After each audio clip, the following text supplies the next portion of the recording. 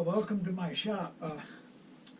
I haven't made a turning in a little bit. The last two videos I made weren't turnings. So today I'm going back making a turning, open segment turning. I, of course, am going to be using the easy open segment jig. That's what this video is all about. This easy open segment jig from Chefware Kits, made in a good old US of A. This simple device, well made, beautifully well made, but it's a simple device. It allows you to make open segments right on the lathe, which of course is what we're going to do. And I have got more videos on that, how to set it up. Today, I'm going to be making one, 17, 18 inches tall, thereabout. I'm going to be using 32 segments per ring. I've already got a floating base made. I use 16 segments in a floating base. 16 segments is fine because it's half of the 32 I'll be using for the open segments. I made the floating base out of Wenge. I got some steel pictures. While making a floating base, I took some steels. I'll put them in the video.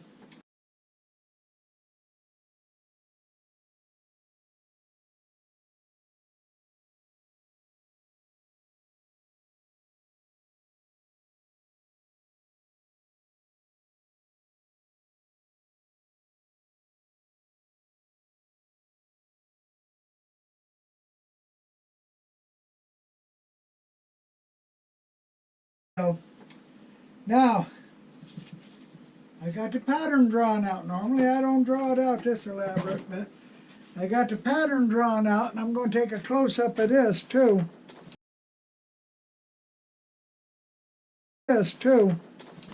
Now, I got a blue line here, which ain't really going to be blue wood. This blue line and the blue line in the middle and blue line in the bottom are going to be really trim strips. And they're going to be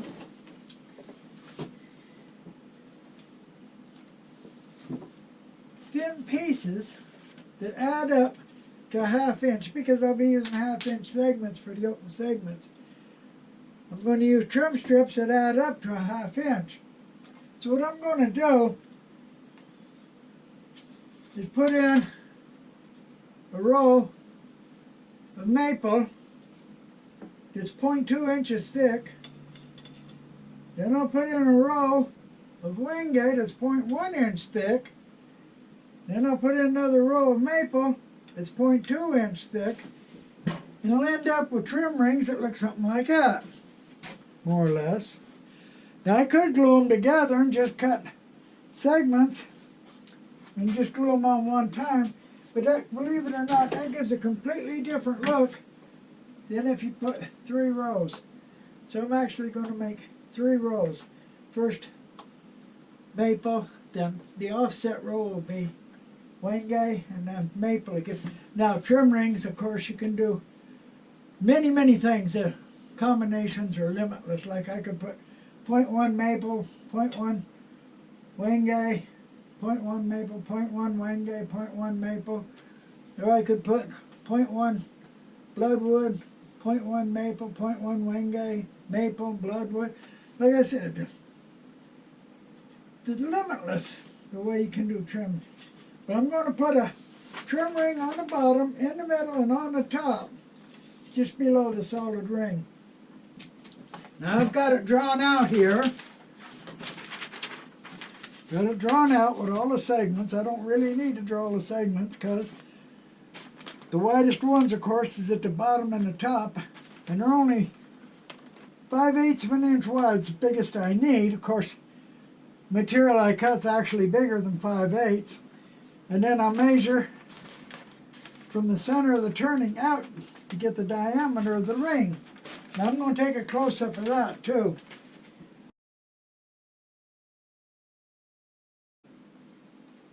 I got 32 segments cut, all maple. Just put them in a pile. I don't need to line them up. They're all the same. Got the jig set up, ready to glue on. I got the post underneath right up to the center. I got the stop block set for 3 3/4 inches from the center. That 7.5 inch ring. And I'll get some close-ups of that.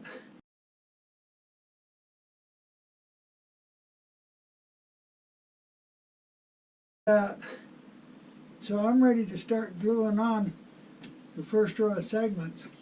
Ready to glue up the first row. These are awful small segments, 32 per ring, and they're only 0.52 inches length right here. So I got this set up, ready to go. Like I said, I'm gluing them right over the joint on the ring for the floating bottom. I'm going to use Tap Bond Quick and Thick. That way I can do 5-second glue ups. If I use the other Tap Bond 2, it takes 10 seconds to glue them up. Light coat. Put it on, put it up against the stop block. And I ain't got glue all the way on it. Put glue on the wrong end. Not thinking what the heck I'm doing. Let's try this again. Get glue on the right spot. Okay, hold it for 5 seconds. That should be enough. That should be good. Go to the next red index. Pass the blue one, go to the red one. Take another one of these tiny pieces. Put glue on the right spot this time.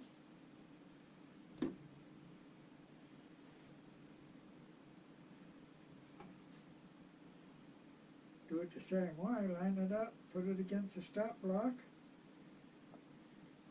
5 seconds.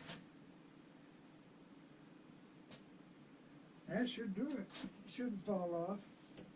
Not if I got a good glue joint. Yeah. Okay, I'm going to glue the whole ring on. The first ring, it's only 0.2 inches tall, glued on. Perfectly evenly spaced, beautiful. I get a shot of that, a close-up of it. The first thin ring, one of the trim rings, only 0.2 inches high, is on. I got it chalked, ready to sand. And just like any other ring, it's got to be sanded. So I'll sand it down. I'll cut the next ring from this thin wenge, 0.1 inches thick. And this will make the next ring, again a trim ring. Same diameter of circle. Like I said before, you can glue them together and then just cut, 32 segments of them all glued together. But it really gives a different look than if you make 3 different rings. So I like the 3-ring look. So I'm going to go ahead and cut up the wing. I'm going to sand that and then we'll be ready to glue on the second ring. Got the segments all cut. 0.1 inches thick. Same cut length, same diameter ring. I'm using the blue indexes. I got it set up ready to glue on. Have to get the gluing jig really close to the turning, but still don't want it to touch. Still got to leave a gap, so I got it set up. I'll get a couple of close-up pictures and then we'll glue on a couple of segments.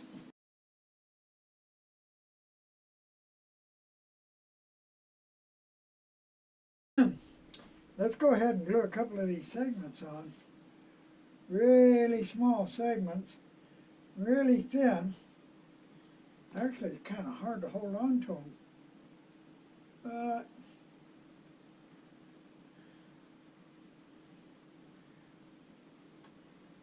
wow,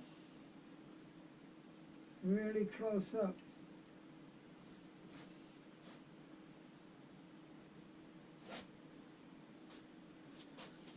Go to the next blue index. And do the next one on. These things are awfully small. Really hard for me to hold on to them. Don't take much glue. Got to get it to the edges though. Wow.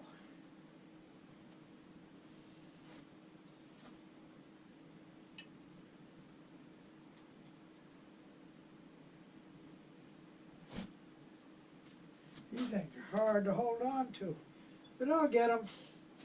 Put the ring on. The second row, the thin wenge is on. Got it chopped, got to sand it. After that, I'm going to put another row of the maple on. That'll finish the trim rings. So I'm just going to go ahead and do that right now.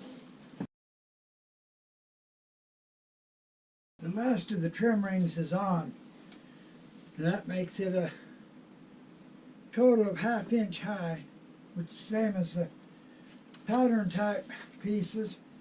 So next row is going to be the first row of the pattern. Okay, I've got the pattern here now. And the first row is going to be maple, anglum, maple, and wenge. So it'll be 1, 2, 3 maple, anglum, 1, 2, 3 wenge, 1, 2, 3 maple, anglum, 1, 2, 3 wenge.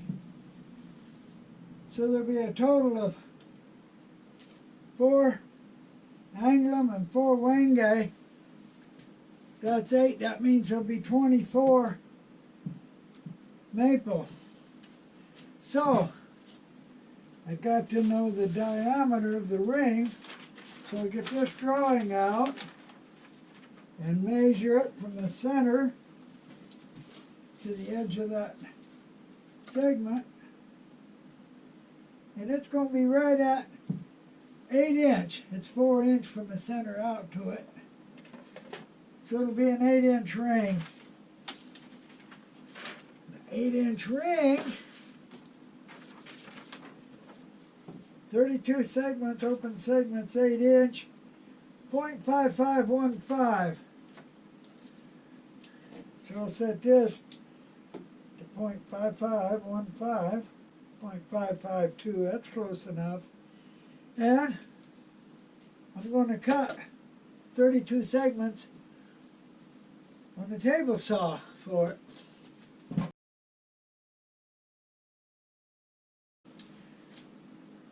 I got the segments cut and lined up by the sequence I'm going to drill them on.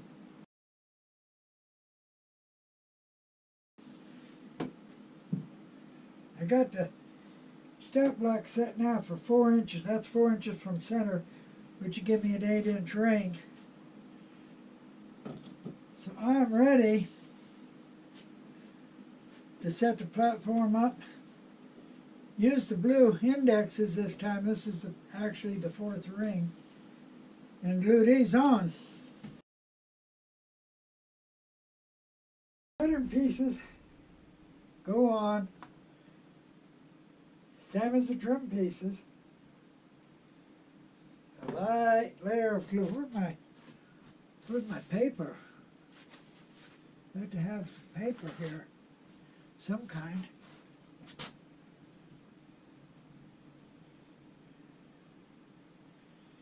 Light layer of glue.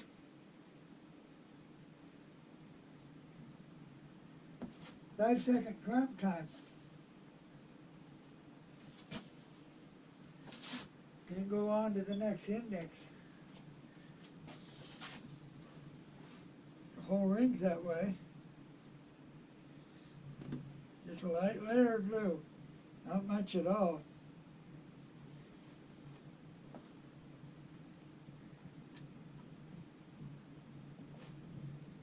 Hold them for 5 seconds. I'm going to put the whole ring on like that. The first row's on. Of course, it don't look like much yet. You got to cut the second row. Now the second row is going to use 8 anglum and 8 wenge, so it'll only use 16 maple. So it's still just anglum, wenge, and maple. And if I measure it,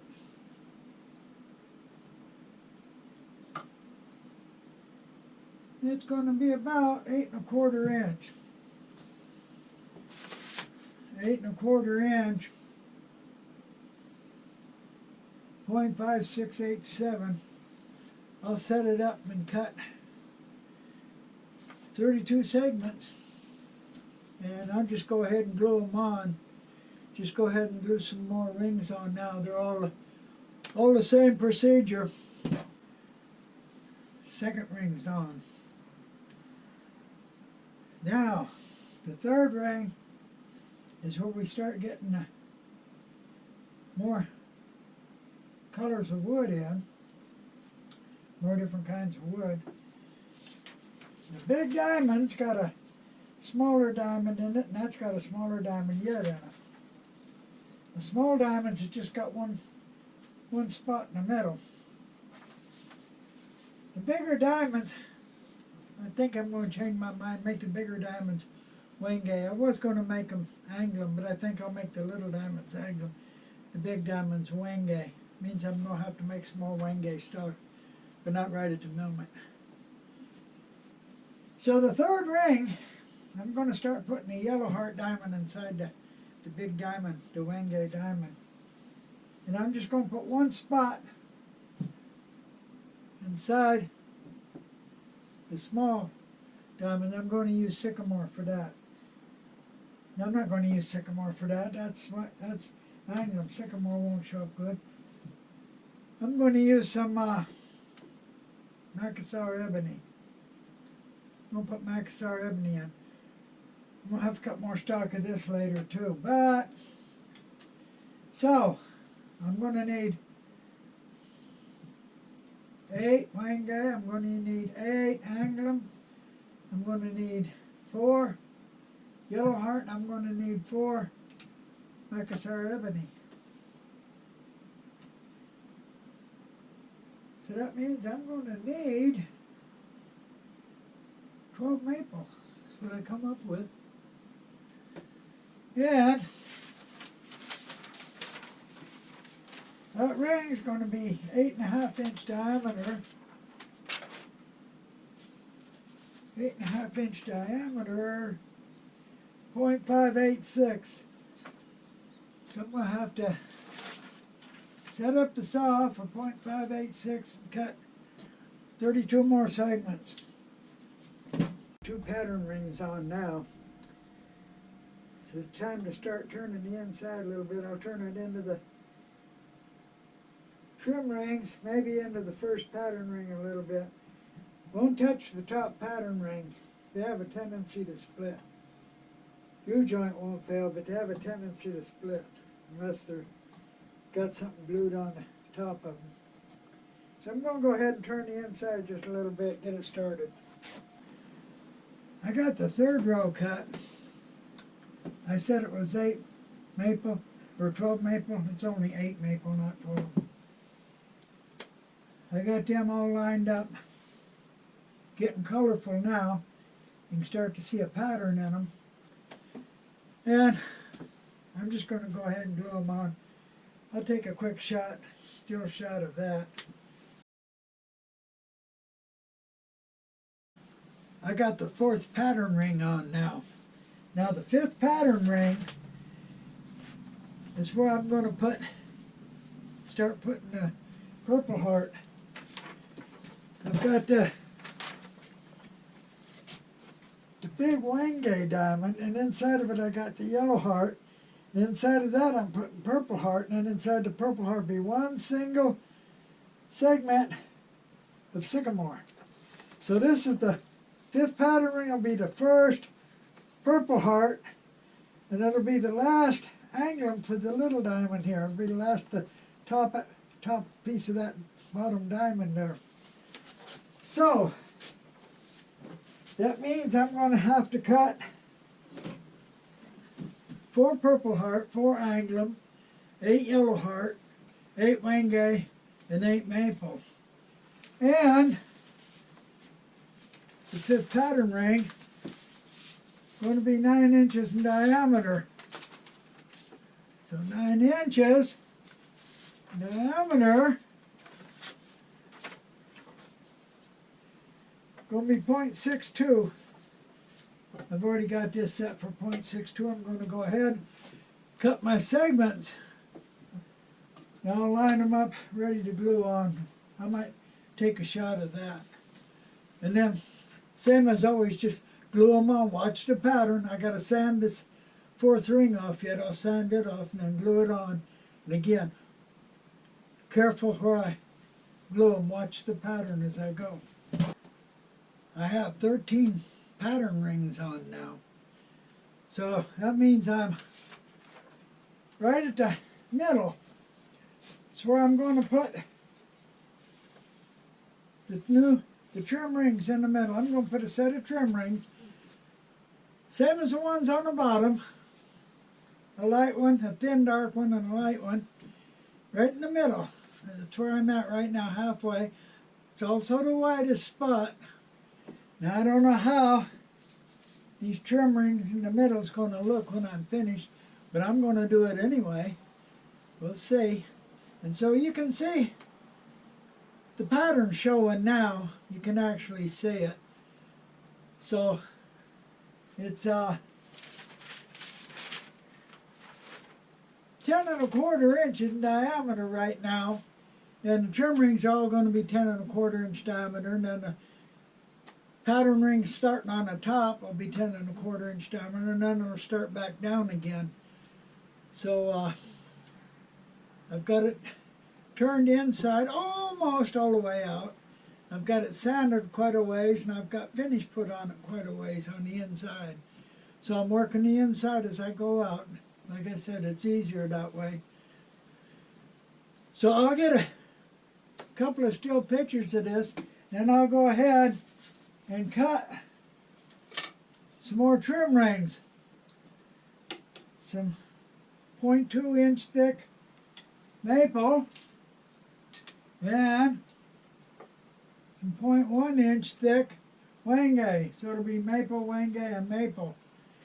Like I said, I'm going to go ahead and get a couple of still pictures here for it.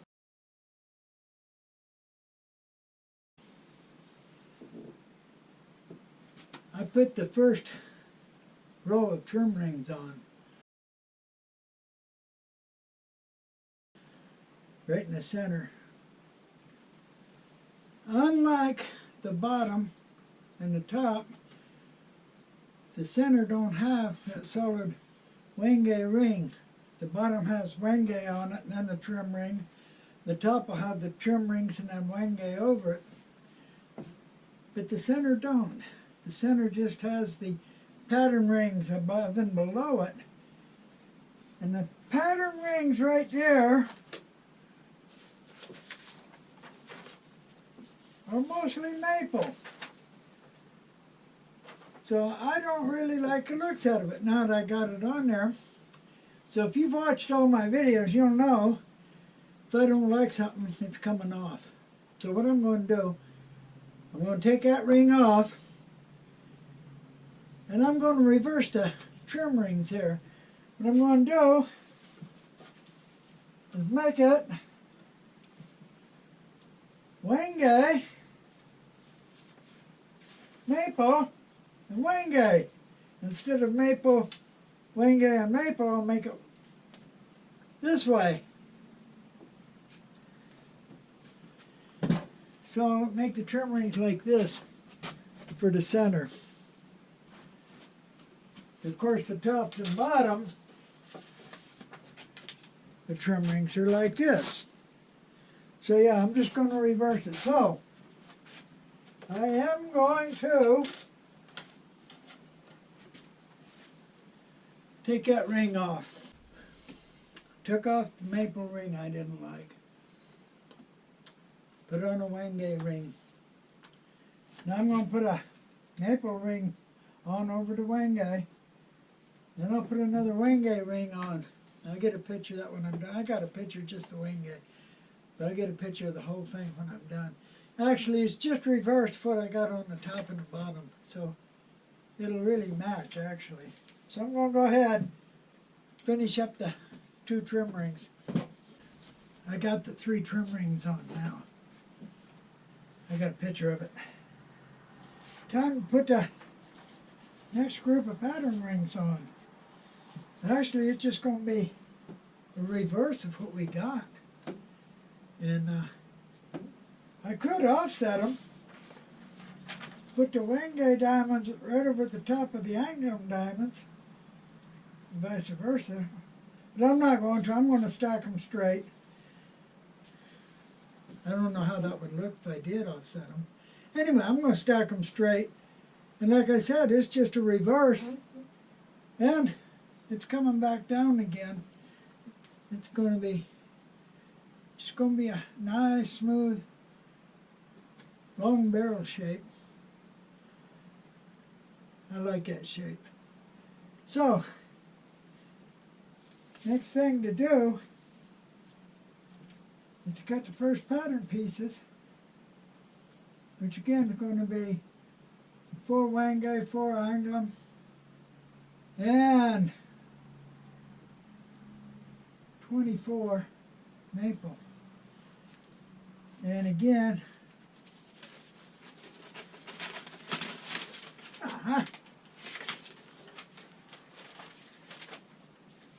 they're going to be 10 1/4 inch diameter. So I'm going to go ahead and set it up and cut the segments, put them on. And I'll start bringing it down and putting the second pattern ring on, be just like the first pattern ring. 3 trim rings, which I chose to reverse the colors on, dark, light, dark, instead of light, dark, light, because the pattern rings are mostly maple on both the top and the bottom of that trim ring. So it's on. All 3 are on. They're sitting a little bit proud of the rest. They were put on at 10 1/2 inch.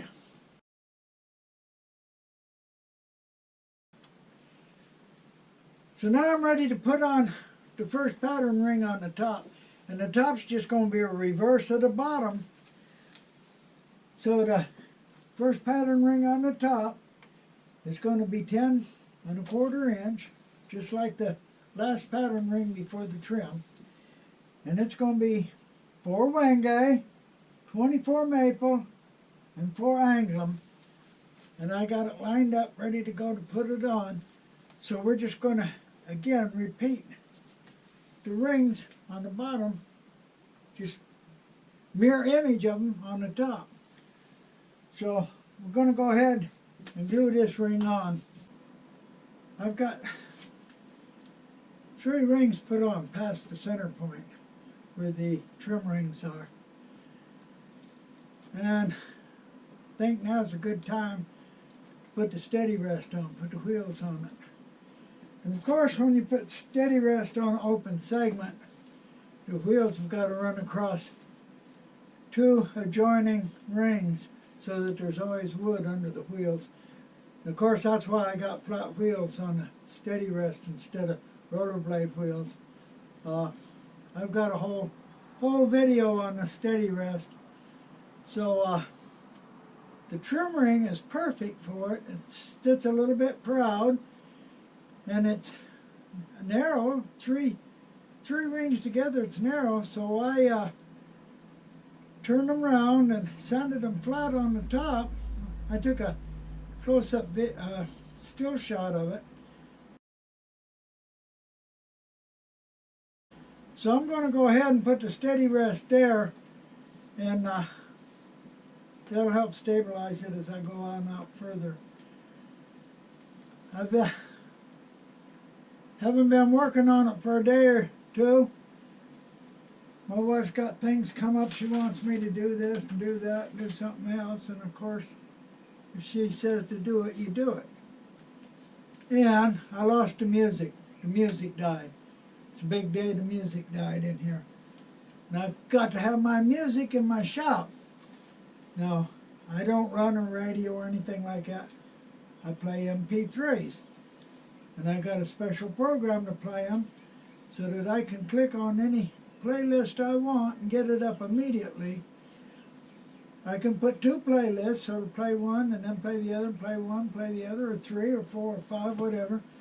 That's because one day I like to listen to Jane Shepherd, Kitty Wells, Lynn Anderson. Next day I want to listen to the Beatles and the Stones and the CCR. The day after that I want to listen to all Japanese. And then the next day I want to mix them all up. So yeah, I got a special program, but it only runs in an XP computer. I wrote the program, but I wrote it years and years ago. I had a reason I needed it for where I worked. And the computer died, so I had to bring the computer back to life, so I spent a day doing that. And like I said, my wife had all kinds of stuff. But now I'm back, so I'm going to go ahead and put the steady rest on it. Now this is not your ordinary steady rest. I built this so I could turn, or I could hold 19.5-inch turning on a 20-inch lathe. So it's the bottom here, it's got about a 1/4-inch clearance, 1/4-inch piece of steel down there holding it.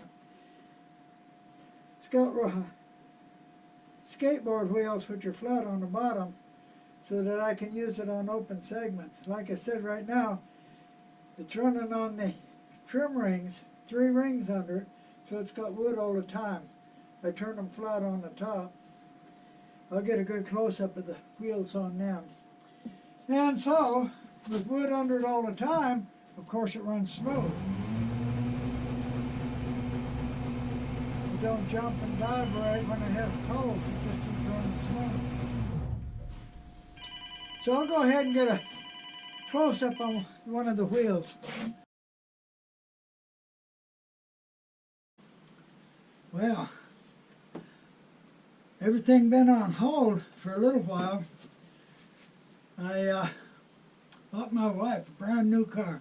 Took her to the dealership, told her to get the car she wanted, and she got it. Not even 5,000 miles on it. We're going to Goldsboro. Got to the light here in Pikeville, and somebody in a 30-year-old rusted out pickup truck pulled a left turn right in front of her. I got some broken bones, so I was out of the shop for a while. But I'm back now. Finally got all the pattern pieces on. So now I'm ready to put the top trim rings on. Need to put top trim rings on and then a solid ring on the top. Solid ring, I'm going to make it a thin ring, not very thick, probably 1/2 inch, match everything else. Top trim ring is going to be exactly like the bottom one. It's no different at all. It's going to be, of course, maple, thin wangay, another maple. So it'll come out a total of 1/2 inch thick, just like that. So yeah, I got to cut up a bunch of segments and put them on. After I get these on, I'm going to put on the closed ring, finish turning the inside. Inside's turned about up to about this far from the top. I'll finish turning the inside, then I'll put it between center, turn the outside, turn it around to the bottom. So, I'm going to cut 64 segments from the maple and 32 from the wangay. I'm going to glue on the trim rings, all open segments.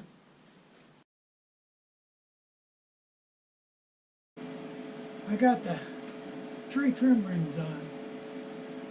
Now, got to cut some more wenge for the top. I'm going to make it very thick. Like I said, about half an inch when I'm finished. So, cut me some wenge. I'm going to use 16 segments per ring. 16 will be fine because this open segments are 32, so every other open segment will have a joint sitting on it. It's an even number, 16 to 32.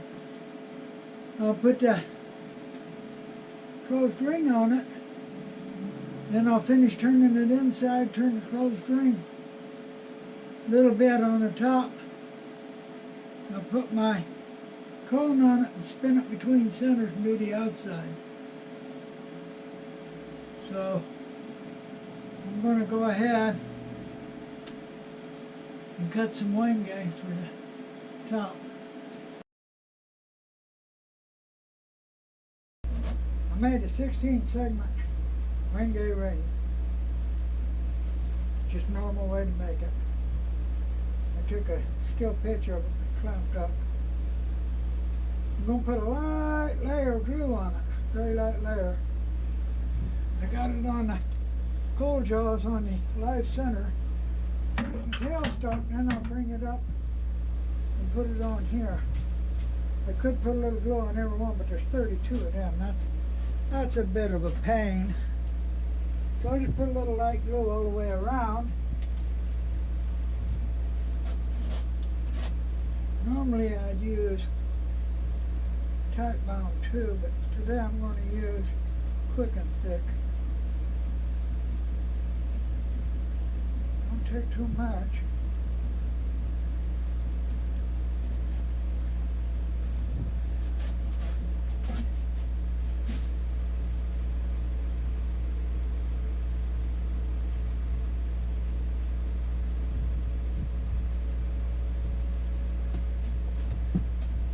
Probably got way too much on here.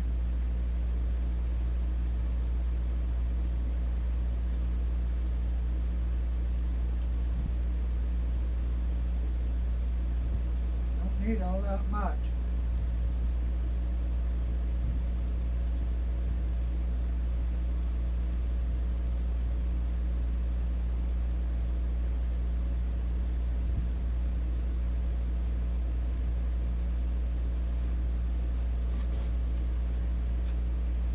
Way too much.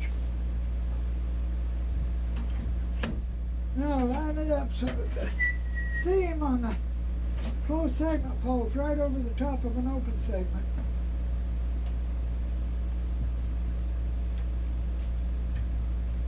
Clamp it down, and we'll let her set for 15 minutes.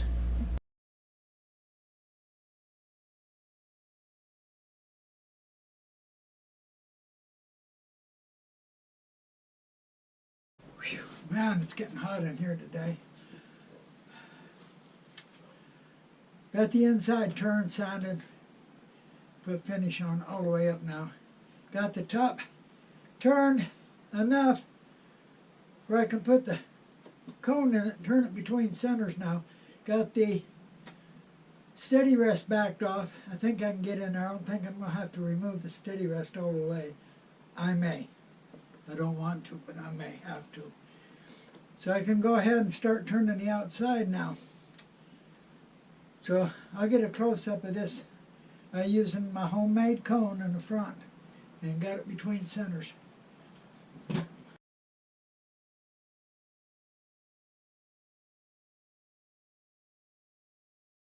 I don't normally make shots for turning, but I'm going to make a couple of quick shots turning here.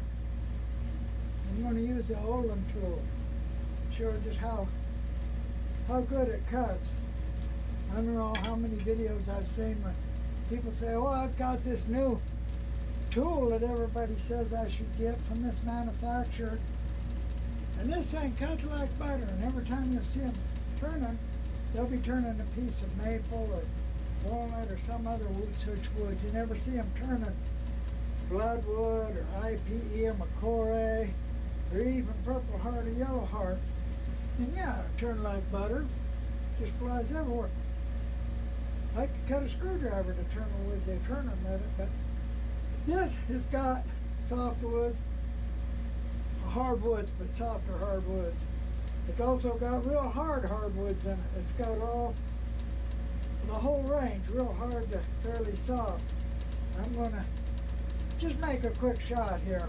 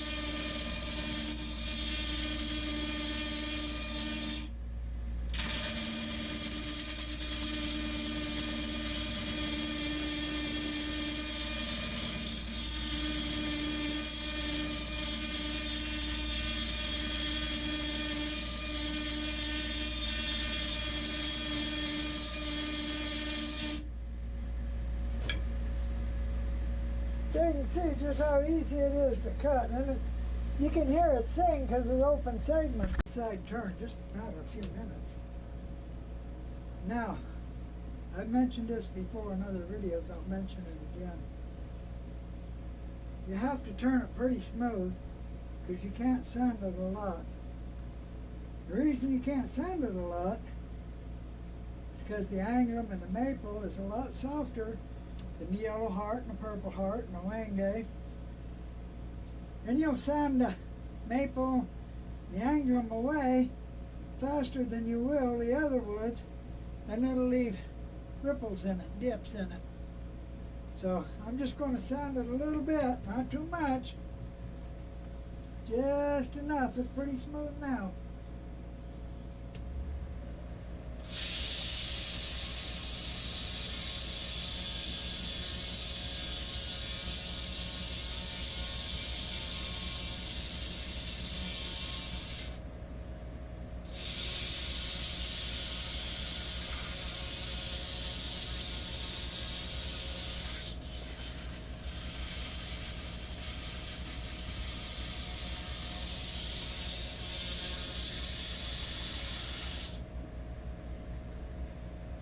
Get right down here.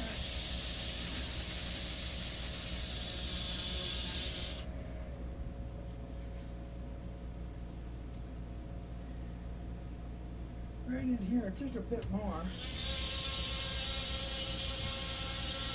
Listen to her sing.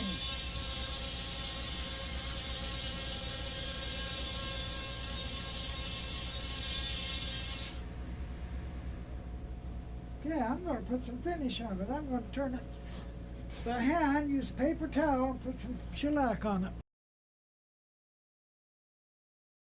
Turned, sanded, finish put on it, matter of minutes. I'm going to have to do now, I'm going to let it dry for a while. Then I got to take it off the faceplate. It's on the faceplate, of course, with brown paper.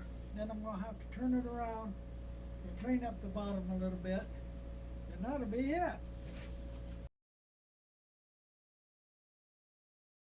Well, now I got to take it off the faceplate. This is a homemade wooden faceplate, but I didn't show making the floating bottom.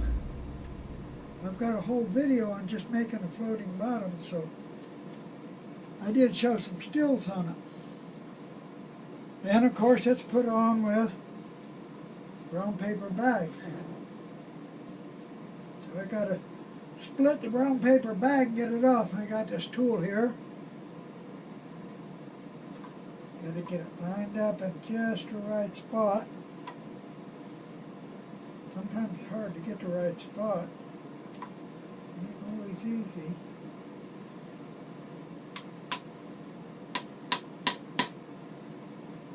No, that ain't it. Try it from this side.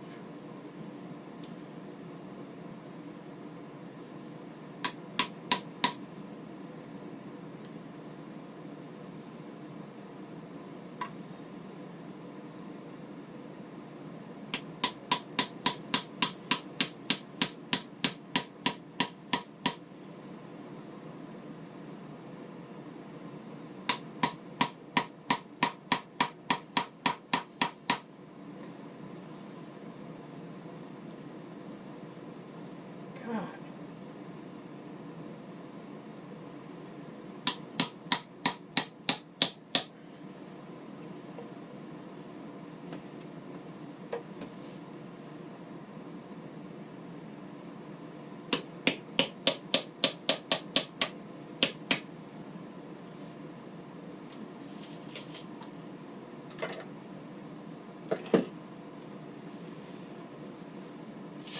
There it is.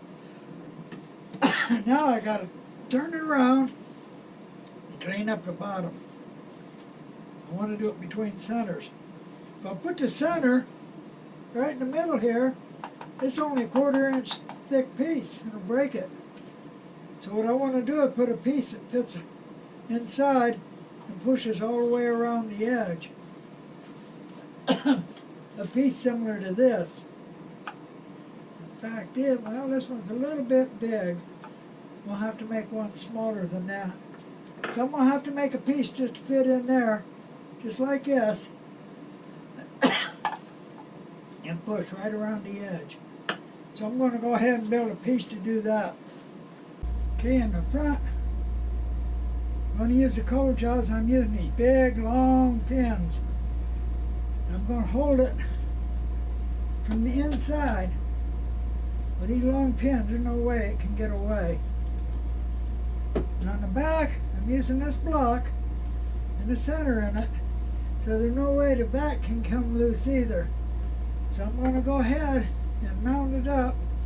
I'll get a couple of... Here it is, finished and signed. I didn't get the stills on the way I mounted it, turn the bottom. Sorry about that, I'll have to do it next turning. Very easy pattern, very, very easy pattern. I used the pattern twice, once on the bottom, once on the top. But you could use it once and just make it half size. The segments are 1/2 inch tall. You can make them 3/4 inch tall. Make this 24 inches tall overall. You can change the shape easy enough. And of course, you can change the trim rings. There's 1,000 ways you can change the trim rings. Next time I think I'll use some bloodwood for the trim rings. Bloodwood maybe in yellow heart, that would look good. Anyway, there it is finished, and I hope you enjoyed the video. I hope you learned something, and please come back and see my next video. I think next time I'm going to do another video on cutting and gluing segments. So please come back and see my next video.